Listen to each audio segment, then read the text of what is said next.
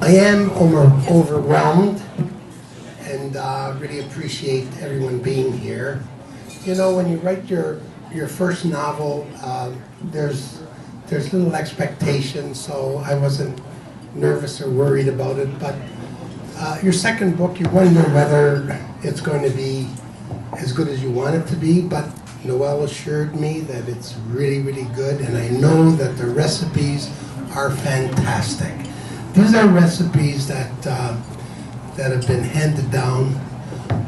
It's Italian cuisine from the 40s and 50s, and it's such a marvelous way of cooking that I did not want it to be lost.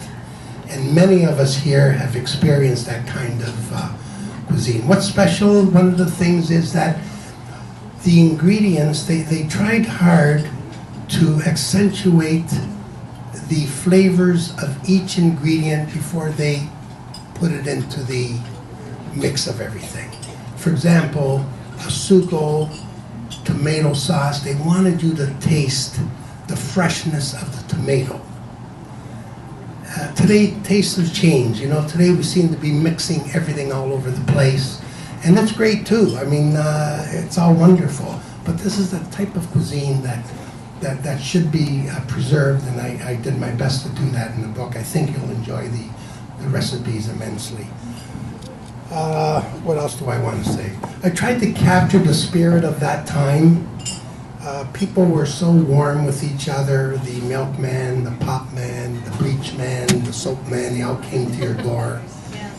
People gathered for hours on end, eating together and celebrating life. And the other thing I wanted to point out was how these immigrants, and probably that's universal, they really appreciated God's bounty. They didn't want to waste anything.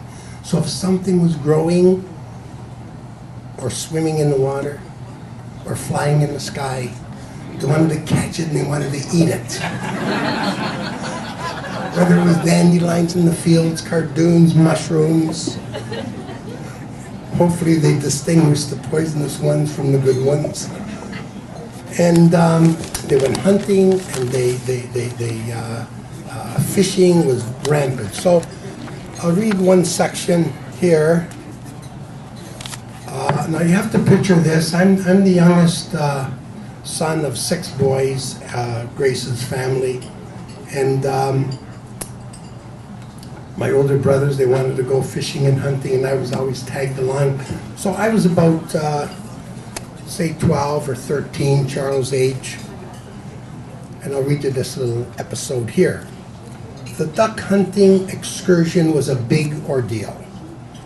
There was so much preparation, like finding the right location, lugging the little boat with a 10 horsepower motor. And worst of all, leaving the house at 3 a.m. I used to beg not to go. I hated waking up early. Unfortunately for me, I had learned to imitate the duck quack to perfection. So they made me go. I don't know if I could do it, but it was whatever it was. I'm almost losing my spot. So they made me go.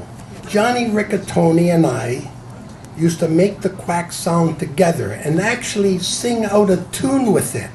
Like the time we thought we were helping the band play God Save the Queen at the end of a Marconi Society banquet.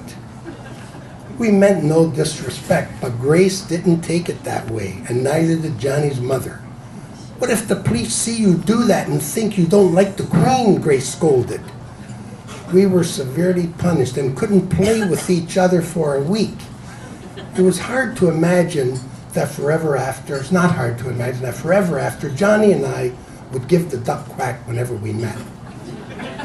Of course, this little caper of ours meant that I was in the hunting boat every morning during the duck season. "Now, Vincey, now," one of my brothers would shout. "No, not now. They're far away. They're too far," another brother would say. "Get ready. Any time now." I'd raise my hand to my mouth in preparation for the big quack. Not yet, damn it.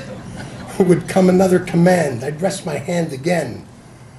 We're crowded in a tiny boat with the water level to the top rim. Our Great Dane Eric knew enough not to move. He hated to swim and could only fetch the dead duck on land. My brothers often talked about bringing a retriever with them, but I suppose they never shot enough ducks to worry about it. Okay, Vincey, now. Yes, now. Quack, quack, bang, boom, bang. The ducks were gone. They all flew away. Maybe Vincey didn't do it right.